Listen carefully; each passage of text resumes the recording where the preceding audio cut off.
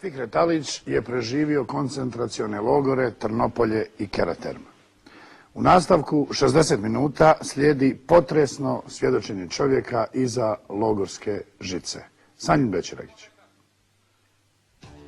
Fikret Alić najpoznatiji je logoraš i simbol stradanja Prijedočana, ali i svih Bosanaca i Hercegovaca koji su prošli pakao logora. Snimak izmučenog muškarca koji bi trebao biti u najboljim godinama, kako stoji uz ogradu koncentracionog logora Trnopolje kod Prijedora, obišao je čitav svijet.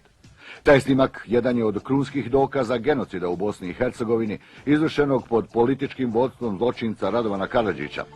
Logoraš Alić je ipak preživio. Pronašli smo ga u njegovom rodnom selu nadomak prijedorskog naselja Kozarac. Oženjen je, ima 3 djece, kaže da ni nakon pakla koji je preživio nikoga ne mrzi, iako je u ratu izgubio oca i brata. Ali kada god progovori o logoraškim danima mora zapaliti cigaretu. Prije logora nije pušio, bavio se sportom, volio nogomet i trenirao karate. Početkom rata imao je samo 22 godine. Radio je kao portir u rudniku nedaleko od svoje rodne kuće. 23. maja 1992. rečeno mu je da više ne dolazi na posao. Dan poslije granatirano je, a zatim i napadnuto njegovo selo. Ja sam ti do 14.6. preživljavao po šumama, po sivcima, krijući se. Mislio sam da će to proći, nisam imao potrebu da se bojim, nisam bio pripadnik TO-a, nisam bio ni učin, bio sam normalni građanin, bio portir koji sam radio, zarađivao svoj platu. I 14.6. uhapsio nas stoku su nas pohapsili u kućama, niti smo imali naoružanja, ništa. I odveli su nas u logore, tukli su nas ko zadnju stoku. Ja ne kajem, evo danas, sutra, ne daj Bože, kad bi imao tu šansu, ja ne jednako radio prema njima šta su radili prema nama.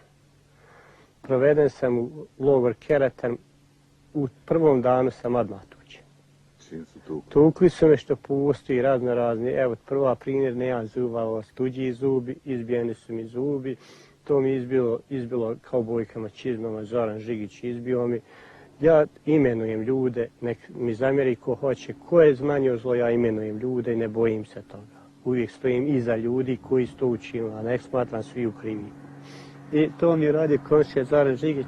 Tučen sam tu odmah, čim sam izveden iz kuće svim raznim sredstvima, nagomom, čizmom, puškom, udaren sam vrhom puške, do toga sam danas i valio da sam 85% ne osjećam ruku.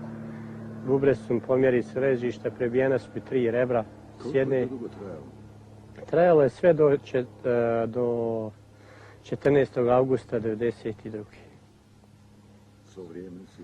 2 mjeseca što sam proveo u logoru, sama od 60 dana, 56 dana na svaki dan, nije bilo dana da nas nešćim ni istukao.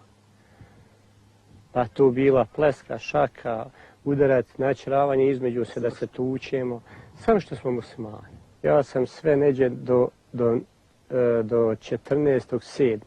Znači, taj imao sam strah, izvede me iz tuče, premlati, vrati, izvede me Zoran Žigić, izvede me Anaj Banović, izvedu me Sikerca, izvede me 5. 10. Najgore je bil vikendi kad ne idu vikend četnici, što su on zvali svoje vikend četnike, on su i nazvali, ja i nisam nazvali. 22 godine. Jeste. I sve to bilo dobro, ja sam prelomio usev kad su me izvali napolje i udarili me čeličnom kuglom, imam i danas da oni rupe o slobodno, more koće nadirati. To je bilo neka bezbol palca, na vrhu je bio kugla. I tu smo spuku, ja sam od tada izgubio neki strah u sebi. Ja sam skontao da nas neće nas patiti. Eto, imao sam slučajeva kad sam im zapeo. Jesu li stranci dolazili da obilaze te logore? Logor Karaterm nije. Poslije Karaterma? Poslije Karaterma sam prebačen u Trnopolje, 5.8. sam prebačen. I tad je zapravo nastala onaj snimak tebe uz ogradu. Jeste. Kako se osjećaš sad kad vidiš taj snimak? Pa šta ću? Ja sam spomirio sa sudbinom, mislim žalosno. Ta me slika unazadla. Koliko sam sretan što sam taj čet, toliko sam nesretan. Dobro, što si sretan? Pa sretan sam da mogu ljudima objasniti da se desuju zločin nad ljudima.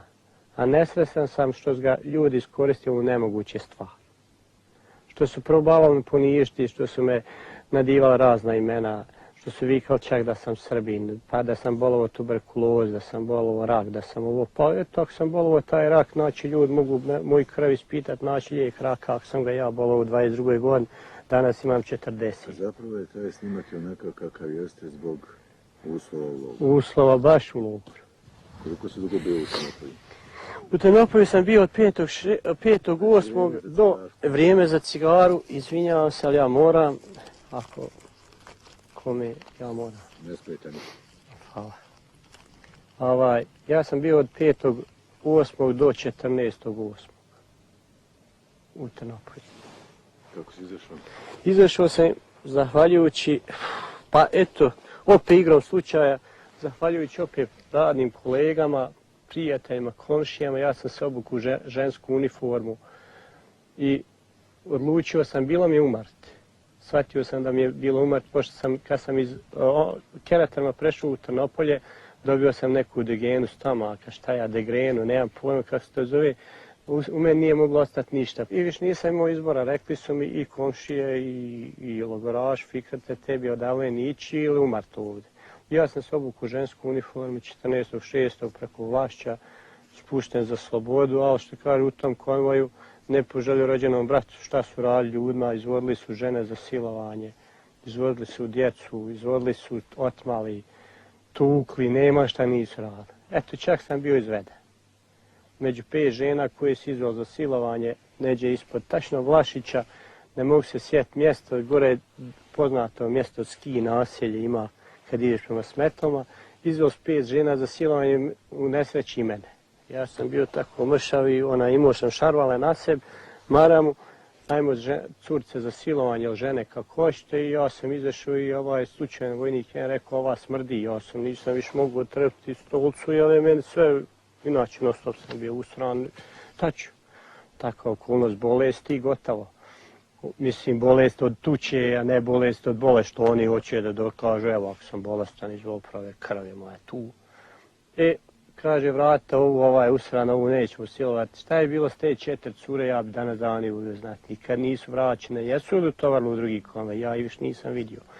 Tako su nas sustajali na 5-6 mjesta do Smetova. Na Smetova nas istovaraju i kažu idite jedno vam jebo vam Alija Matjer, eto vam sad je vaša zemlja dola, Alija vam vlada, pa kak vam bude. Do Turbeta sam sišao, nisam se smio našem vojniku javiti. Nisam vjerao u uniformi, jedno pola godine sam se bojao policijske uniforme i uniforme vojničke, bez obzira ko je bio u njoj. Mrziš?